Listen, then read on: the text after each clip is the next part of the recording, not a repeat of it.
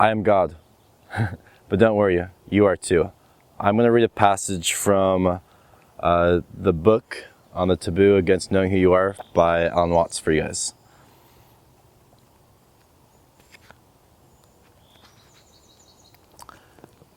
When children ask me those fundamental metaphysical questions which come so readily to their minds, where did the world come from? Why did God make the world? Where was I before I was born? Where do people go when they die? Again and again, I have found that they seem to be satisfied with a simple and very ancient story, which goes something like this. There was never a time when the world began, because it goes round and round like a circle, and there is no place on the circle where it begins. Look at my watch, which tells the time. It goes around, and so the world repeats itself again and again.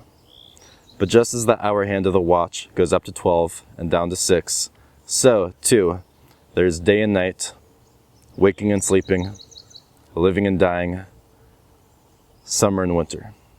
You can't have any of those without the other, because you wouldn't be able to know what black is unless you had it side by side with white, or white unless side by side with black. In the same way, there are times when the world is, and times when it isn't. For if the world went on and on without rest forever and ever, it would get horribly tired of itself. It comes and it goes. Now you see it, now you don't. So because it doesn't get tired of itself, it always comes back again after it disappears. It's like your breath. It goes in and out, and if you try to hold it in all the time, you feel terrible. It's also like the game of hide and go seek, because it's always fun to find new ways of hiding and to seek for someone who doesn't always hide in the same place. God also likes to play hide and go seek, but because there's nothing outside of God, he has no one but himself to play with. But he gets over this difficulty by pretending that he is not himself. This is his way of hiding from himself. He pretends that he is you and I and all the people in the world, all the animals, all the plants, all the rocks, and all the stars. In this way, he has strange and wonderful adventures, the most far-out adventures, some of which are terrible and frightening, but they are just like bad dreams, for when he wakes up, they will disappear. Now when God plays hide and seek, he pretends that he is you and I.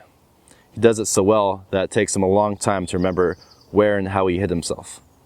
But that's the whole fun of it. Just what he wanted to do. He doesn't want to find himself too quickly, for that would spoil the game. That is why it is so difficult for you and me to find out that we are God in disguise, pretending not to be himself. But when the game has gone on long enough, all of us will wake up, stop pretending, and remember that we are all one single self, the God who is all there is and who lives forever and ever. Of course, you must remember that God isn't shaped like a person. People have skins, and there's always something outside our skins. If there weren't, we wouldn't know the difference between what is inside and outside our bodies.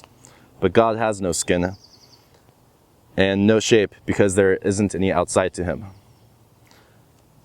The inside and outside of God are the same. And though I've been talking about God as he and not she, God isn't a man or a woman. I didn't say it because we usually use it for things that aren't alive. God is the self of the world, but you can't see God for the same reason that, without a mirror, you can't see your own eyes. And you certainly can't bite your own teeth or look inside your own head. Yourself is that cleverly hidden because it is God hiding. You may ask why God sometimes hides in the form of horrible people or pretends to be people who suffer great disease and pain. Remember first that he isn't really doing this to anyone but himself. Remember too that in almost all the stories you enjoy, there have to be bad people as well as good people. For the thrill of the tale is to find out how the good people will get the better of the bad. It's the same as when we play cards. At the beginning of the game, we shuffle them all into a mess, which is like the bad things in the world. But the point of the game is to put the mess into good order, and the one who does it best is the winner.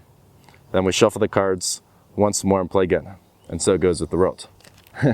So I'll put a transcript to this passage in the description below, and it's kind of funny once you realize that everything is God. The only thing you could kind of do is kind of just laugh that God is an eternal trickster, eternally tricking himself into believing that he's not God.